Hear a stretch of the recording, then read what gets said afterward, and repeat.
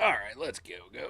What's going on? How you doing, bud? It's Tuesday, February the 10th, 2026. You know what, guys? I was telling you, the warm weather's on the way. And here we are, 37 degrees and partly sunny across beautiful mid-Michigan today on this fine Tuesday morning. Hopefully you are having a banger of a day, bang-a-rang on the day, guys. Obviously, you know what time it is. It is, it's the off-season slog, and that's what we're here for. You, me, and everybody else going to be hanging out, rocking and rolling, enjoying ourselves some off-season. Pardon me while I continue to fiddle with things on the back end over here. We got there we go. Some tech issues. I'm a little bit of a Luddite. We're going to be discussing what you guys can plan for this off-season as we begin this journey, this many months. About 5 months. Yeah, 5 months of no actual football action, but there's plenty of things that we can use to drum up a little bit of hype and keep the Detroit Lions in the forefront of our mind as we head into the summertime. When is the NFL draft? When is free agency? And every major event and date in the offseason. From DAZN.com, just something we will skim through so that you guys can kind of keep it in the forefront of your mind. I do have to give a big ol' shout out to our girl Brandy Coffee in the chat. She seems to know any and all dates. I do appreciate it. I think she let us know that the NFL draft will be, I believe, April 23rd-ish. The combine is up here February, end of February, I want to say. So not too long. Not too much of a actual time off. Excuse me. For a lot of teams, but a few weeks to just kind of enjoy non-football activities, and then we kick right off with the combine and then head into the NFL draft.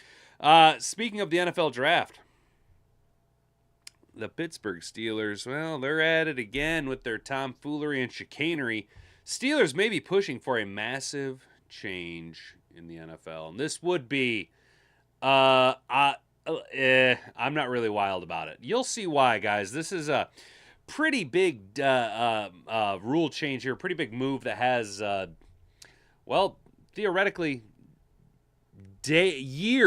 multiple years worth of impacts. It can have futuristic changes for the winds of how teams will be going, whether it's got your GM now or potentially GM in the future. It all is hinging upon how long of a game teams are really expecting to play. Now, when you're an organization like the Pittsburgh Steelers, the Baltimore Ravens, you're sound, solid franchises that don't have a lot of churn and turnover at the head coaching ranks, at your front office positions. This makes sense. But if you're a team like, Tennessee, or the mistake by the lake, the Cleveland Brownies, this might be a bit of a detriment to you and something you maybe don't really want. Look, there's a lot to be said about either direction. Personally, not too wild about it. We will discuss without too much teasing. And then post Super Bowl, we do have Mike Jeremy Renner's 2026 NFL mock draft 7.0, predicting all 32 first-round picks after Super Bowl 60. Only 2 quarterbacks go in round 1, while 3 Ohio State defenders crack the top 10. We shall see what he has projected. Maybe, if you guys are feeling it, we'll go all 32 picks, but we'll at least get down to the Detroit Lions to see what old Mike Renner over at CBS Sports has up for us. And then, of course, just to compare and contrast, we do have Tim 20man's mock draft, his 1.0 first selections. We're just going to see what he's got us doing at 17. Obviously, Tim 20man, senior beat writer over at DetroitLions.com. Tim 20man, haven't read him in a few weeks here. Good to see you, Tim 20man, hanging out in the articles today. And then just kind of predicting the future and looking forward to what the Detroit Lions can do. Point of emphasis was our offensive line and the lackluster play when compared to years past, be it Jared Goff seemingly under pressure a lot, taking more sacks. Our less than stellar run game, I think, is the major catalyst to why our offensive line and our offense in whole wasn't as productive. You also compare that with not having a Kirby Joseph and Brian Branch and getting those takeaways. Kirby Joseph, I've said time and time again, has led the NFL in interceptions since entering the league, on par with a Hall of Fame caliber player, Ed Reed. When you take that away and you reduce the amount of possessions the offense has, obviously the production isn't going to be there. And we did just come off the heels of a historically good offense in 2024. Comparing the Lions' sack and pressure allowed in 2025 to 2024 gives a bit of a positive view on the future.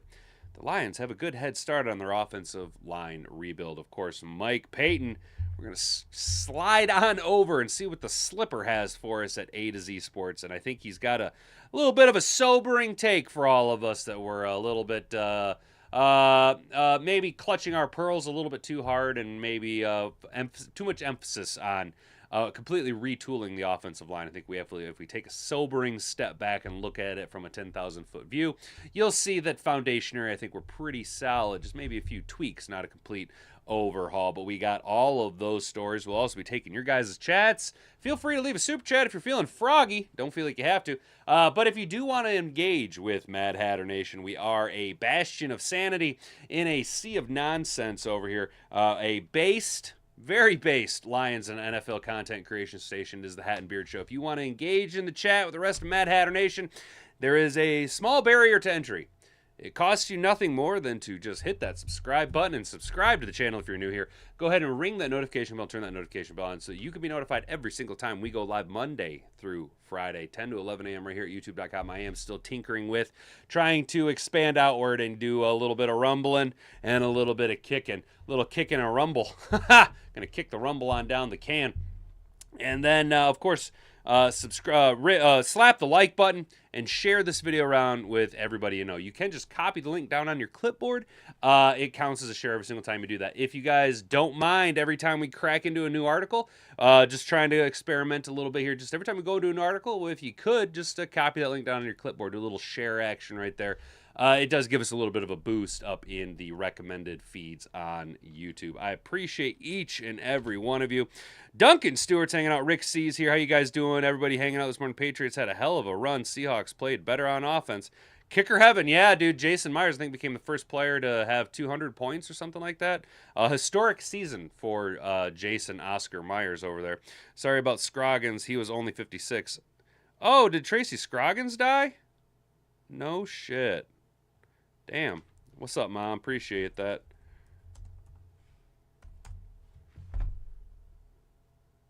Damn, dude. For real? Well, yo, this is what salts my ass, you guys, is that, when I search Lions news on Google, this didn't come up. I literally had to search for Tracy Scroggins. Wow. Well, we'll read this article, too. We'll skim through this a little bit. That sucks, dude. Tracy Scroggins, longtime defender, a little obviously going to be outshined by Robert Porche's production on the field historically. But damn, that's really sad, dude. We'll try and get to that. I do have a hard out at 11 o'clock today, guys, because I got a shit shower, shave, and head on over. I'm going to take Hat and Boob's lunch today and then stop and pick up my Saber dagger frame. Leading score, yeah, he passed reportedly under 60. Damn, dude. No cause of death. Yeah, never know. You just never know, guys. All right, so let's do the things and stuff and go ahead and take it away, Jocko. If you can say the word good, guess what? It means you're still alive. It means you're still breathing. And if you're still breathing, well, then hell, you still got some fight left in you. So get up, dust off, reload, recalibrate, re-engage, and go out on the attack.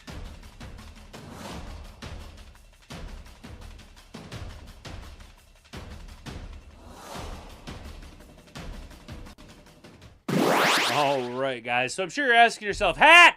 You keep talking about it being the offseason. Dude, it is so beautiful outside right now, you guys. It is so wild how much a little bit of sunlight can just completely reshape your entire outlook on things, give you a little bit of a motivation thing. When is the draft, right? When is free agency? Every major event and date this offseason. Appreciate Jason Abbey over at Danzin or DAZN News.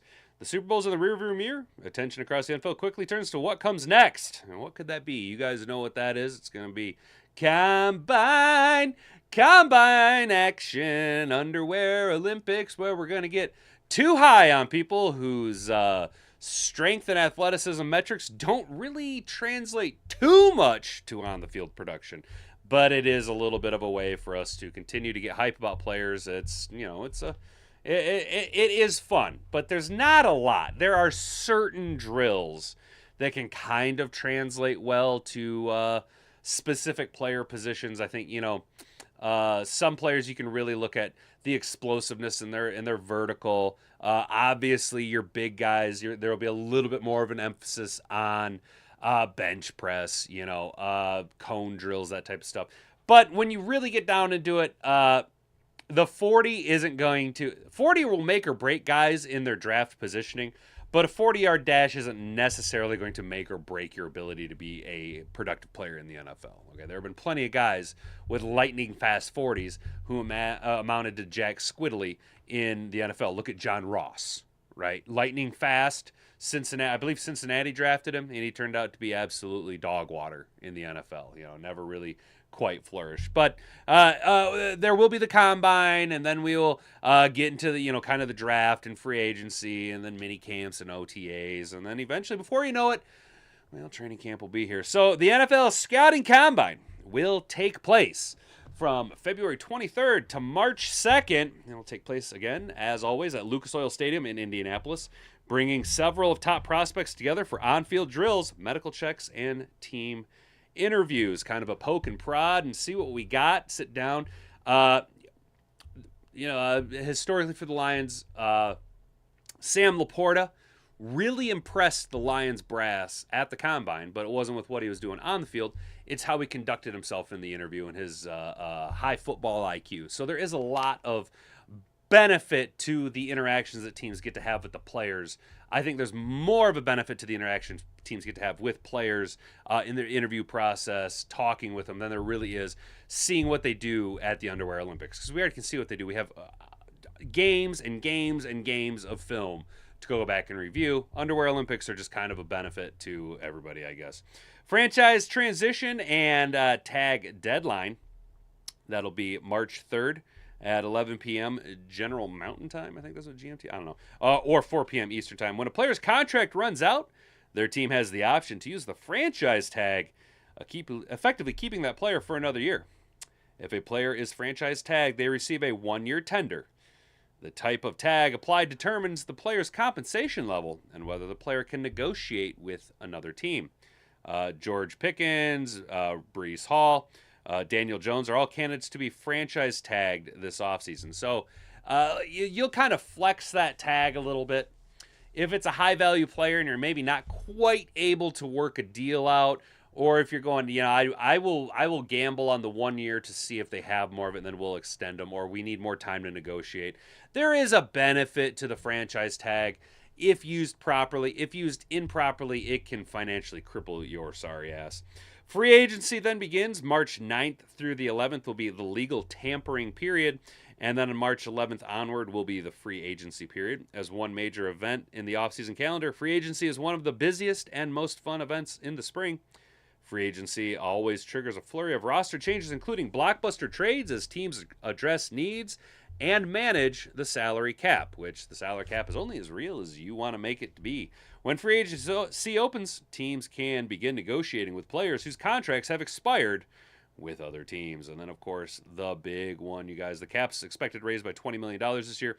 I actually take this week off on vacation every single year. The NFL draft, April 23rd through the 25th. We'll be starting at 8 p.m. Arguably the banner event of the offseason calendar. The 2026 NFL Draft will be held at Point State Park and our Acrisure Stadium in Pittsburgh's North Shore. The full event will be available to DAZN football game, their subscribers, and promises to be yet another incredible spectacle. As always, over 7 rounds, teams will pick the next generation of NFL talent and reshape their long-term outlook. The first round on opening night delivers the most drama, but mid to late round picks can often surprise, as well as the potential for draft night trades. Need a reminder of how important the draft can be? Just look at what your Super Bowl champion Seattle Sea Chickens were able to do under GM John Schneider. He didn't just build through the draft with gimme picks. Took Tariq Woolen at the 153, Kobe Bryant at the 109, Abe Lucas at 72. Obviously, the Super Bowl MVP, K9 Kenneth Walker in the second round at 41. Boye Mafe, also a second-round pick at 40. Derek Hall, a second-round pick at 37. Omani Aruarie, no, that's not Amani Aruarie. Fuck it. What was his name? Amano Warrior. I'm getting our old corner. I'm getting all of these players mixed up right now. He was taken in the second round at 35. Obviously, JSN in the first. Gray Zabel in the first. Byron Murphy in the first. Chris Cross in the first. And obviously, Devin Witherspoon, who at one point was kind of projected to be the Detroit Lions pick instead of Jahmyr Gibbs. But Witherspoon went ahead of us, and then we traded back and still got Jahmyr Gibbs. A very, very talented corner. Very, very talented corner. Just look at all these guys that he drafted on. So how is that? 1, 2, 3, 4, 5, 6, 7, 8, 9, 10, 11, 12. 12 of your 53-man roster for your Super Bowl winning team were all draft picks. It's pretty solid. That's pretty solid to have 12 guys hit at the level that they hit, not just be contributors, but be actual productive players on the field. And then obviously after the draft, we'll have Mickey Rooney camps, rookie mini camps and OTAs May through June. Mandatory mini camps mid-June, and then training camp will begin in July and August. Hopefully the Detroit Lions don't get screwed again. I think we would know by now. But as you guys know, the Lions started playing football in July. And I don't mean training camp. I mean, we had the Hall of Fame game. That plays in July. Our boys had been playing since July, and then we played the major holiday games as well. The Lions kind of had a little bit of a stacked schedule, but that's what happens when you're two-time divisional champs, right? Now we're going to see quite possibly the inverse to it. Hopefully we don't turn out to be the New England Patriots, where you go from having one of the easiest schedules in the NFL this year, more or less kind of walk your way to the Super Bowl and then get absolutely embarrassed by the number one defense in the NFL. That shouldn't be what we should do, but a little bit of an easier road to the playoffs and the Super Bowl, be it that we were last in the division this year, so we'll have the easier schedule than anybody else in the NFC North. Hopefully that means not playing in July. A little bit of a time to rest up. It's a long year for the Lions, dude. It was a long year. All right, over here. Don't forget to share around with everybody, you guys. How we doing, Mad Hatter Nation? No cause of death. April 23rd through 25th. Shout out. Brandy Coffee, I appreciate you, sister. Thank you so much, dude. That's what I was saying. I was like, you know the dates, Brandy. Somehow, well, I do know. Brandy, you think I've forgotten that I know you have access to the script? I know you know. Okay. We don't know, but we know. Okay. All right, guys, make sure to share. Slap the share button. Copy that link down on your clipboard here as we read. Steelers may be pushing for a massive change in the NFL. What could it be? What could the Steelers be yet again trying to do? Well, a big part of taking a step forward is going to be finding organization's next franchise, which is hard to do as of now, as the Steelers are never picking near the top of the draft. Thank you, Mike Tomlin. The Steelers are going to have to make a bold move to land a franchise quarterback at some point, and that could look like trading up in a draft or trading directly for talent. You know, historically, I wouldn't say you guys are, the last quarterback you took in the first round did not work out so well for you. But, that's neither here nor there. You do, of course, have Ben Beisenberger. He worked out okay for you guys, right? A couple Super Bowls. A little bit off the field issues, but it is what it is. Pittsburgh has been building a ton of draft capital to potentially make a trade, and what was seen by the franchise, that was seen, by the way, the franchise shipped George Booger Pickens off to the Dallas Cowgirls. Pittsburgh also is projected to receive several picks through the league's compensatory pick formula, which are also tradable once they're issued. More tradable picks could be available to the Steelers, as NFL insider Adam Schefter shared during an appearance on the Pat McAfee Show on Monday, as the team will be pushing for the league to expand its pick pool. Okay. I'm going to tell you right now, there are going to be people in the NFL this offseason that push to have that limit grown to 5 years. Right now, it's 3 years in the NFL, and that has not And this has not been out there at all. So you can put this on your bottom line. There's going to be a push by at least one team out there this offseason to extend the NFL trade limits from 3 to 5 years. So essentially, this would give each team in the league more draft capital to trade. Right now, teams can only trade picks that are 3 years out. Meaning, you've seen it where, okay, we're going to trade this year's first. You've heard me say it when I'm talking about us trading back, right? I want to trade out of 17 to like 25, depending on how the draft board shakes out. And then I would like to trade out swap first round picks. And then I'd ideally like to get a future. You hear us say future all the time, right? Obviously, the Jared Goff trade is the most recent memory for Lions fans, right? We traded Matt Stafford in exchange for a first round and a future first round and a future second round. What the league allows right now is you to dip into your future draft capital up to 3 years in the future and say, hey, we are willing to gamble effectively our future on the right now prospect, on the right now player, on the right now. We are going to. The Rams have done it to success. Okay? The Rams have done it to success relatively well. Bill Belichick did it quite regularly during his golden era there when the dynasty in the New England was the dynasty. Is this a good option? How do you guys feel? Damn, Brandy. Hours, 39 minutes. She got it down to the minute, yo. Damn, Brandy. I personally, I'm okay with the 3-year reach right now. 5 years would have been more palatable 10 years ago, back when coaches and GMs had a little bit longer of a leash. What you're going to see now is, these teams that move on a player or off of coaches after 2-3 years, right? If you get a coach and GM that come in, okay, so say Atlanta. We'll use Atlanta right now. New regime, right? New GM, new head coach. Robert Quinn is in the mix, so this is definitely possible for them to screw themselves. So let's say Hot Atlanta comes in and they say, you know what? We are going to sell out and just wager our next 4 years first-round picks. I realize that this is this is just a thought exercise. We are grandma wagoning right now.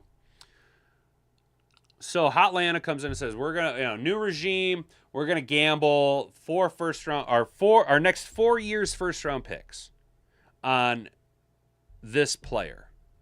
We want the number 1 overall pick in the draft. We really want Fernando Mendoza. We realize we're not high on Michael Penis, whatever, okay? This is a grandma wagon thought exercise.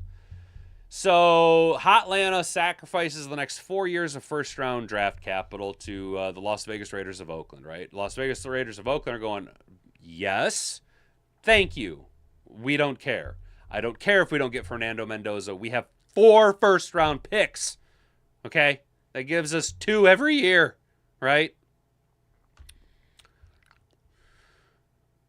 What then happens, and how do you expect the next head coach and GM to come in and rebuild if in year 3, Stefanski and the new GM and Robert Quinn are just not getting it done? After 2 years, you guys haven't even put together double-digit wins in 2 years, let alone in a single season. What happens, and how can it then be? How can the next head coach and GM be set up for any form of success if the previous regime has already kneecapped and gambled the future of the next their predecessors? They are assuming that in this hypothetical that Stefanski and the new GM and Robert Quinn are all going to work out. But what happens when it doesn't? Then you are kneecapping and forcing a franchise by decisions made by a prior regime that had no justification to be playing with stuff that isn't even remotely in the wheelhouse of being attainable by them. Those picks aren't even remotely in the wheelhouse of that could be yours in 5 years, right? How is that remotely fair, and how does that allow the league to be a league of parity? You know what I'm saying? Because whomever they make this deal with then has overloaded their first round draft capital. Whereas in this hypothetical, the Atlanta Falcons have kneecapped themselves for the next decade, right? By a decision that wasn't made by a regime that's in charge now. I personally am not fond of gambling half a decade out into the future. If you want a more real world experience, you'll end up seeing exactly what we're running into now, where economically we have gambled so far into the future and financed generations ahead of us, kneecapping them with debt that they had no say in. That's what the millennials are dealing with right now, that you're going to end up seeing a collapse. So I don't think this is the long-term wisest decision. Yes, I could see where a team like Pittsburgh was going, hey, fuck, man, we need a quarterback. I need to gamble the house. You know what I'm saying? I'm not too wild about this 5-year, half a decade reach out, because it's just going to, there will be teams who will be able to make it work and make it work out well. Pittsburgh's probably one of them. The Los Angeles Rams of St. Louis are probably another one, dude. But like Cleveland, you think Cleveland's going to be able to flex this smartly? No, Cleveland's just going to continue to destroy themselves, and you're going to see a fan base that's going to turn on them. You know, it just, I don't know, man. I don't know. Am I reading too much into this, Mad Hatter Nation? How do you guys feel?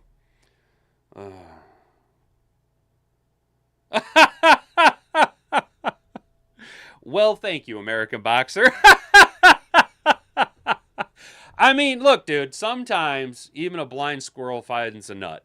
And on occasion, my deep thoughts extend to a little bit deeper than a puddle.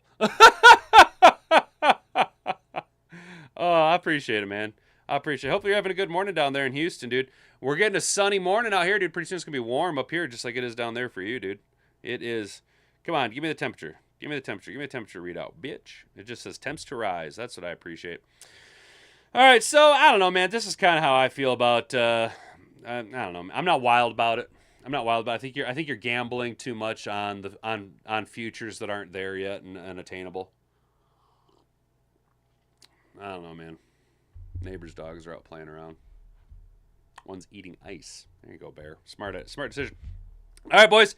Can you do me a favor? Can you share this video? Go ahead and slap the share button on your way before we read this article. What's up, Rick? There are less than 5 players in NFL history who'd actually give 5 first-rounders for it. 100%. It's 65 and cloudy there. I'd take the 65, dude. I'd take the 65, bro. Rick, you're 100% correct, dude. And the thing is all of those players, you can say are worth those picks now, but you didn't know it then. You know, if we knew now if we knew then what we know now, Calvin Johnson would have gone number 1 overall, right? Maybe Adrian Peterson. That draft class is kind of stacked, you know. I don't know, man. Dude, what the fuck are they eating out there? I don't know, man. My neighbor's dogs are weird, dude. My neighbor's dogs are weird. All right, guys, go ahead and do me a solid. Slap the share button. Copy that link down on your clipboard. We got over here from CBS Sports, Mike Renner's Mock Draft 7.0. Quickly, skimming. Fernando Mendoza, obviously going number 1 overall. Arvell Reese, number 2. Spencer Fano, this is what I was worried about. This is what I was worried about. Is Spencer Fano going way too high? I got super high on Spencer Fano, but with his comparison being now to Penei Sewell, it's just good. He's gonna go and have himself a hell of a combine. He's gonna climb himself all the way up. Number 3. Honestly, would it be so far-fetched for the Jets to go and grab him and just solidify their offensive line with Membu and Fano? You know what I'm saying? David Bailey then goes to Tennessee. That sucks for us, and I don't know if that's the right thing. Robert Saleh will have an interesting debate here between Bailey and Miami's Reuben Bain Jr., 2 distinctly different types of edge rushers. Bailey provides something you won't find later in the draft, however. He's got the juice. He's the most explosive edge rusher on the board and gives you the most movable athlete on third downs. Yes, he is kind of a very athletic, move him around the board, you know, TJ Watt-esque player. Sonny Styles to the G-Men. Caden Proctor going all the way up to number 6 to the Brown Eyes. And honestly, I'm all about it. You guys know I am not high on Caden Proctor. I think he's a little bit of a slapdick. And, if a team like Cleveland wants to go after the mammoth that is Caden Proctor, if they're so just infatuated with his physicality, go right ahead. It's the Cleveland Browns thing to do. The Commies are going to take Carnell Tate. Jeremiah Love going to the Saints, which is almost, at this point, it's got to be a guarantee, right? Kellen Moore gets his version of Saquon Barkley. Love is a special home run threat with elite twitch and speed. His ability in the passing game would also make life easier on Tyler Shuck. Reuben Bain then goes to the Chefs at 9. Caleb Downs, safety out of Ohio State, goes to the Cincinnati Bengals at 10, and that's probably the smartest thing you can do. You guys got so much money tied up in your offensive production at the 3 skilled possessions of the triplets that you're going to have to start building your defense out almost exclusively through the draft, because you're not going to have that much draft or financial cap room to go after and pay the players that you're going to really want to play after. Mansoor Delane going 11 to the Fish, and that's something that we were kind of like, hey, it came down yesterday in one of our mock drafts. Delane was the stickiest corner in the class last fall. His ability to mirror underneath is exceptional. Pairing him with Jack Jones would give the new head coach Jeff Hafley 2 corners capable of holding up in one-on-one situations. That is also about the same thing that was said about Terrion Arnold, and Terrion Arnold just needs to put the clubs on his hands so he keeps his dirty little dick beaters off wide receivers. Jermon McCoy going to the Cowboys. We had our chance at him yesterday, too. Jordan Tyson to the Rams with their traded out pick. Francis Mayauga going 14 to the Baltimore Ravens. I'm going to struggle with his name until I hear it pronounced properly. Alia Vega Loane is going to Tampa Bay. At 16, Malachi Lemon going to the Jets. The Jets find the slot receiver to pair with Garrett Wilson and Anadani Mitchell.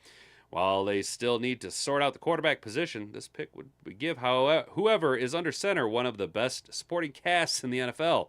Lemon is incredibly reliable, with his limited frame serving as the only real knock. And hopefully he doesn't turn out to be a real lemon.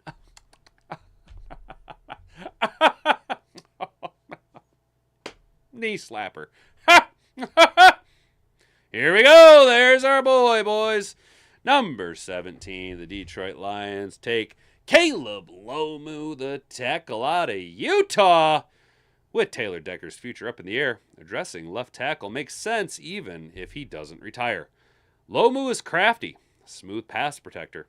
His biggest knock is play strength, but that's a trait that can be improved at the next level. Strength is one thing that you can train and you can adjust for.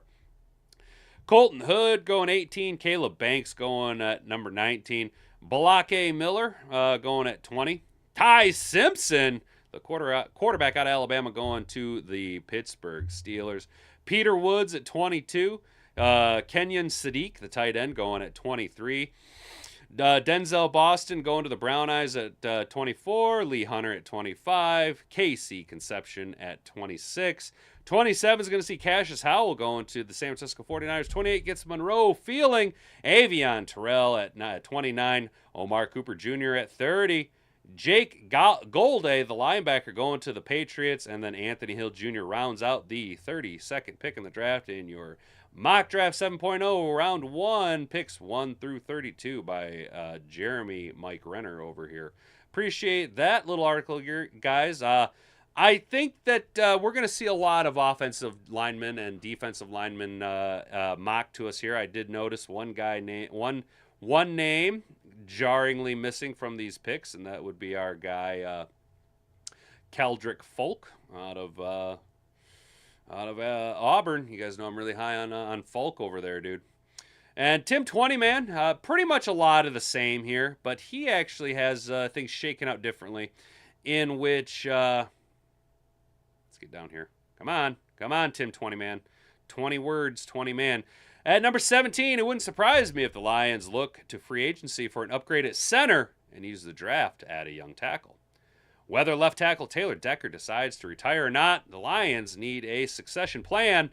Detroit could also look to select a young pass rusher to play opposite Aiden Hutchinson, with some promising edge players who fit their desired athletic profile at the position still on the board. Keldrick Folk.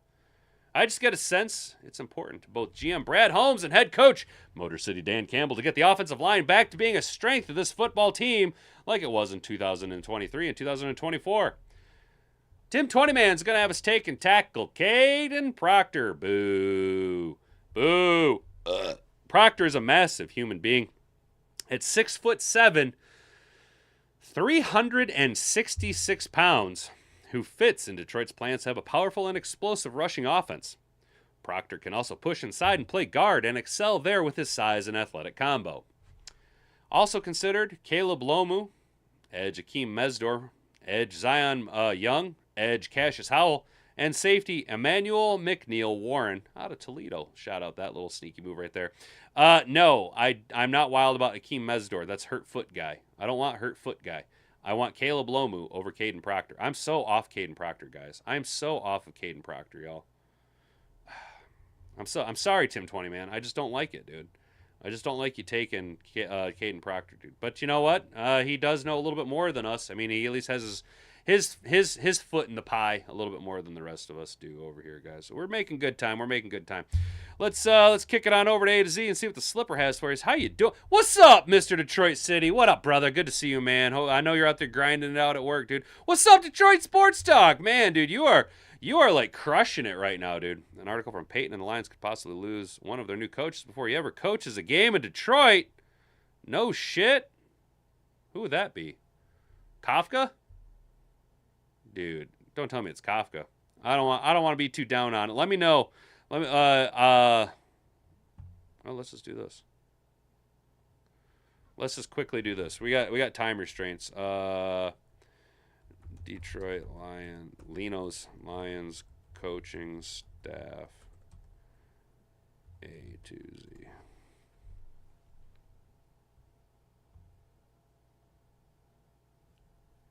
Yeah, knew it. Knew it was going to be Kafka. Oh, yeah, because Clint Kubiak left. Oh, that makes sense. Coach Mike McDonald will want to keep a similar Kubiak-style system in place. One pocket item to score away sales. Very impressed with Mike Kafka during head coach interviews 2 years ago. He's now a senior assistant in Detroit. That could be a name to watch.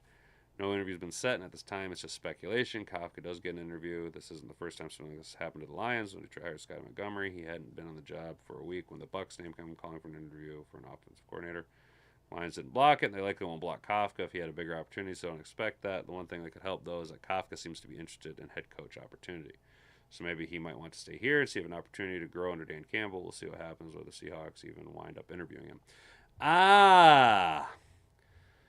Nothing solid, but something to watch, dude. Definitely something to keep our eye on, dude. Because, yeah, I mean, if they were high on him during the coaching interviews last year. Good. Shout out Detroit Sports Talk, dude. Nicely done, dude. Nicely done, bro. Damn it. I gotta remember to keep putting it over on live chat, you guys. My bad, dude. My bad. Just realized, haven't heard your take on the TPUSA alternative halftime show. American Boxer, it was all right.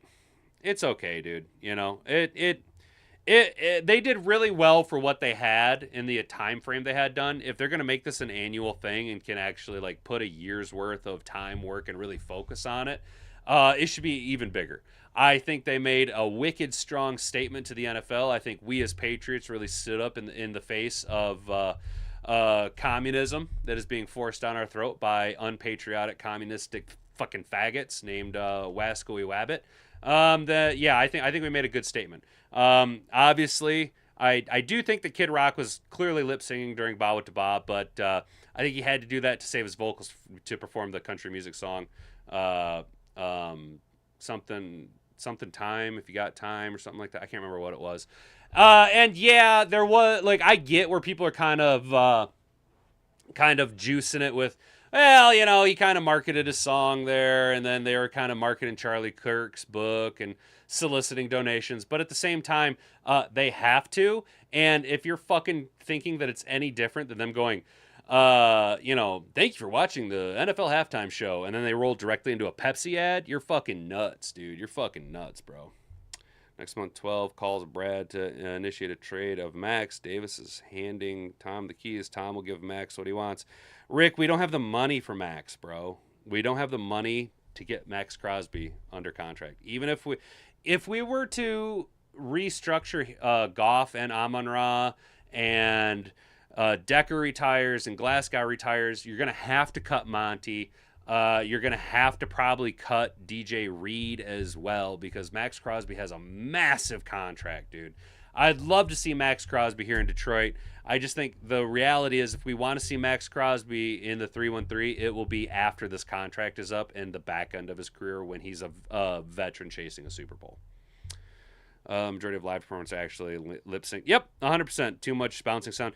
Too much bouncing sound, and it's the audio comes through clear when they pipe the vocals in as well.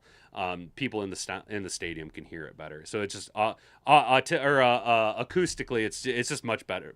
But yes, most live performances are actually lip synced. It's just easier that way. So.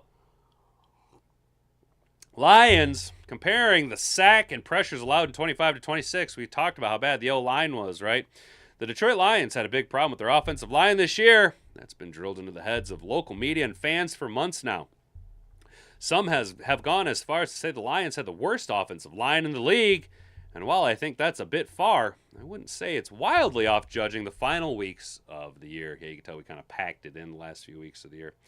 I'll be honest, I can't really remember doing that, but I decided to make an article out of this idea.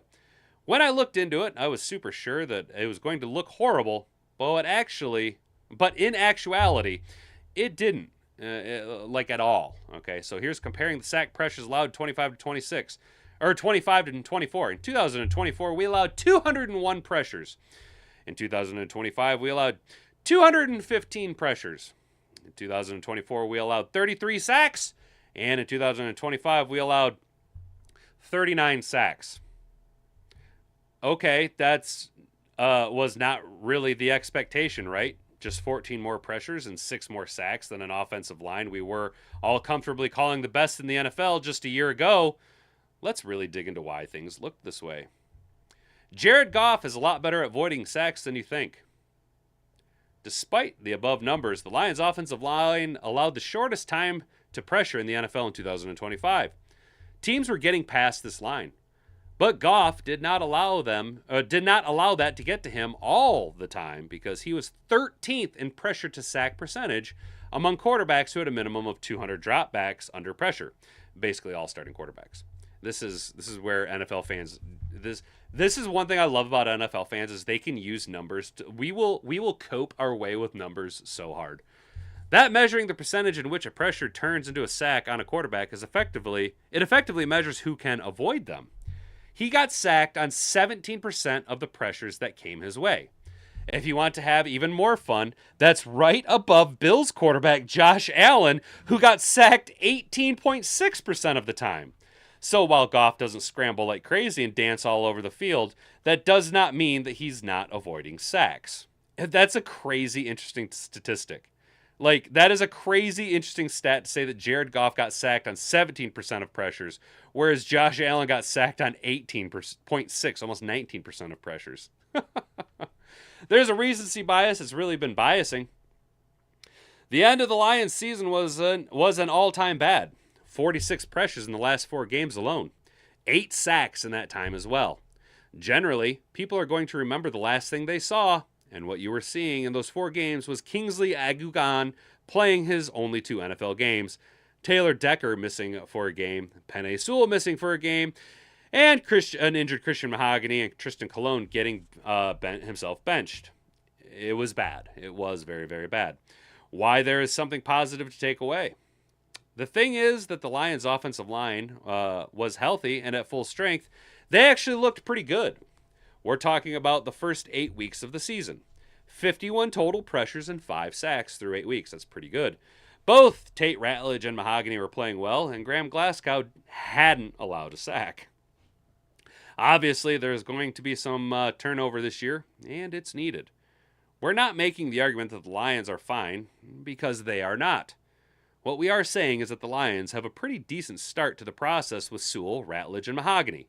If they can nail their center and left tackle pickups, the Lions are going to be very good shape in 2026. Hell yeah, we are.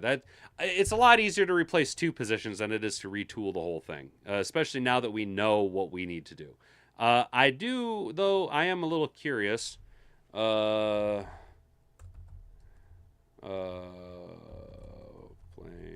left tackle for Detroit? Question mark.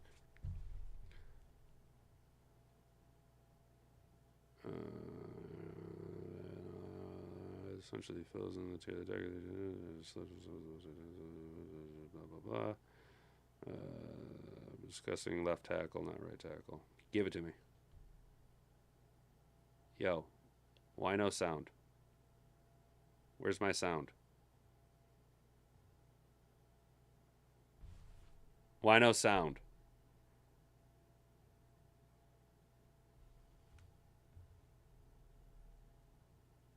Why not? Why no sound? Why are you giving me no sound? All right.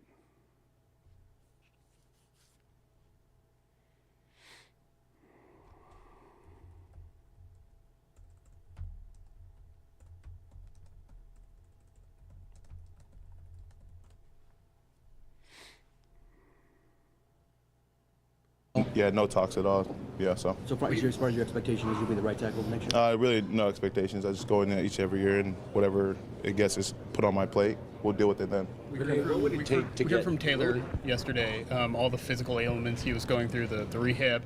I know this wasn't the easiest year for you either. You went through a lot of things. I know you don't want to make excuses for him, but can you kind of provide some insight onto how physically demanding it was going through those injuries this year? I mean, just for him, that man's a warrior. I mean, he's been through a lot just this year alone with what he had to go through, and just for him to really just be about his business throughout the week. Like, people don't. Yeah, nothing important. No, nothing crazy. My big question is, what does Penne want to do? What up, Twisted Squat Cobbler? God, I love that fucking name, dude. Oh, you mean when Morton was calling plays? Well, shit, I didn't think about that. Damn, you're right. Nice catch, dude. Nice catch. An inch is as good as a mile. Goff steps up in the pocket, makes a tackler miss, and throws a pass. You have to play for audio. Oh. We figured out another way around it. Agreed, TSC. Yeah. And that's the thing. Dude, Twisted, that's why I call Jared Goff Drew Bledsoe 2.0, the way he lumbers around in the pocket. You know what I'm saying? Oh, you're good, dude. No worries, bro.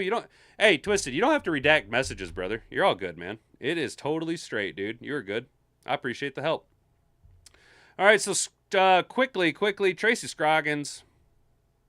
Well, he died at 56 years old. Damn, I didn't realize he was only 56. You know, I kind of figured that he was like closer to 65, honestly. Tracy Scroggins has passed away at the young age of 56, as reported by TMZ and later confirmed by the Lions. Tracy was a devoted father, cherished family member, and loyal friend whose life was marked by remarkable strength and perseverance, the Scroggins family said in a statement to TMZ.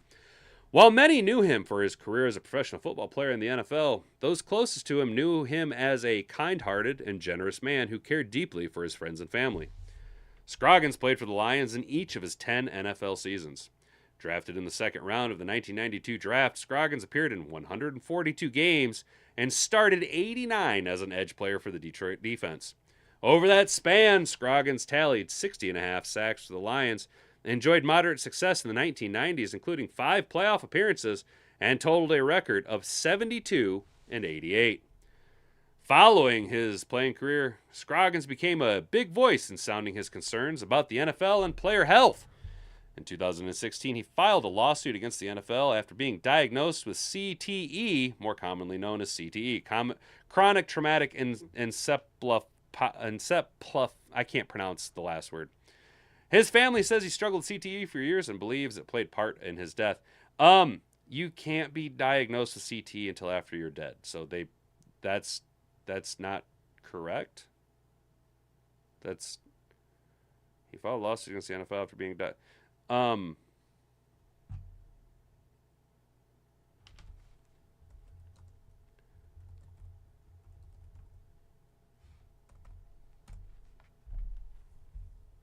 Yeah, cannot be definitively diagnosed. It requires post-mortem brain tissue analysis.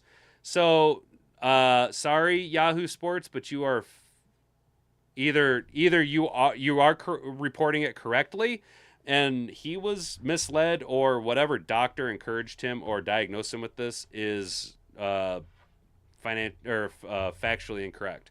Because yeah, you have to take samples from the actual brain tissue itself to diagnose CTE. Quote, playing in the NFL gave Tracy the opportunity to pursue his lifelong dream and to rise from poverty. However, unfortunately, the NFL was also ultimately the cause of his ultimate demise, the family's statement continued. Tracy spent every moment of retirement courageously battling the devastating effects of CTE. Herman Moore, a long-term teammate of Scroggins, offered his condolences on social media Monday night. I am deeply saddened and heartbroken to hear about the loss of a friend and teammate, Tracy Scroggins. Damn it. I hate it when it does that. As to many of you, it comes as a shock. My prayers and thoughts are with his family. You will be missed, brother. Yeah, that's really sad, dude. So, no cause of death, huh? That sucks, dude.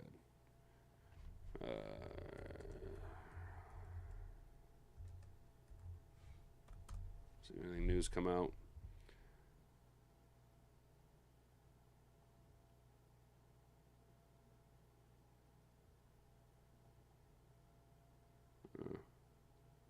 Nope. Fuck off.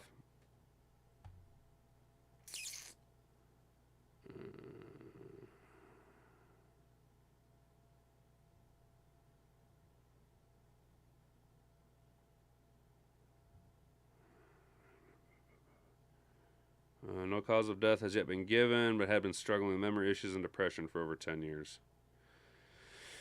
I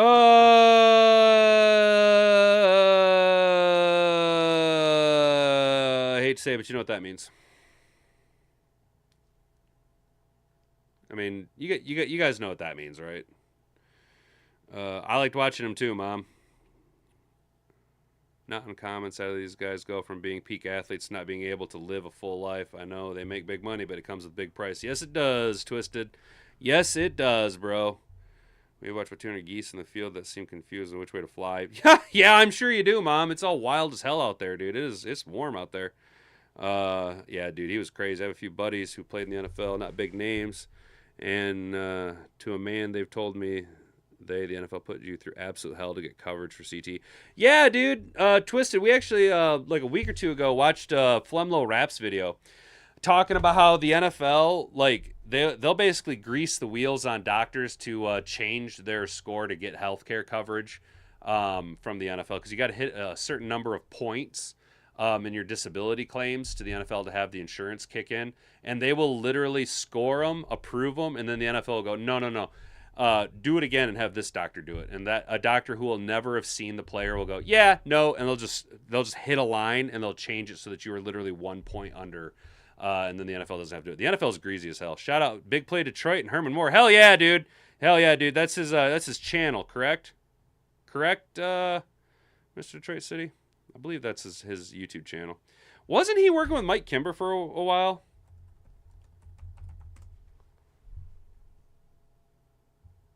Oh, yeah, I'm subscribed. Hell yeah.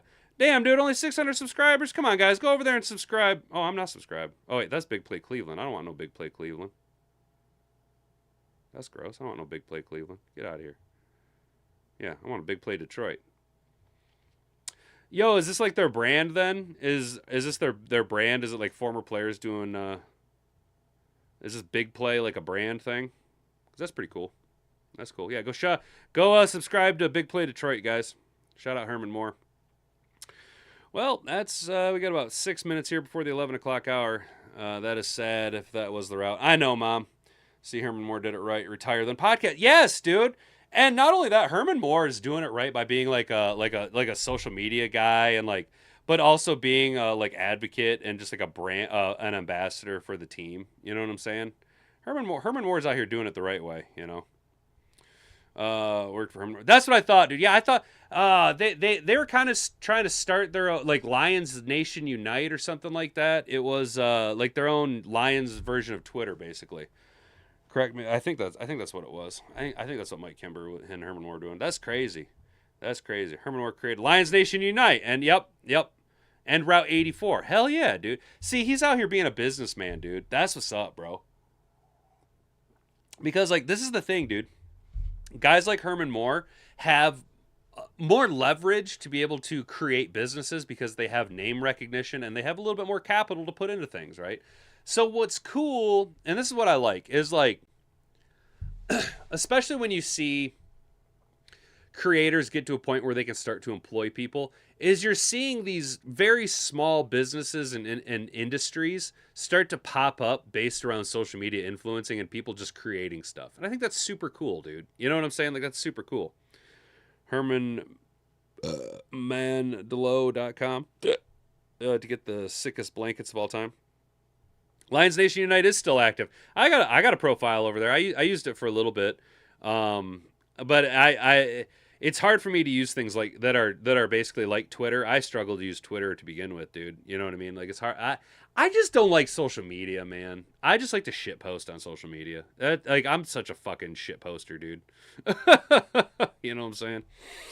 Oh man, how we doing, chat? Boy, we're struggling to stay connected, aren't we, YouTube?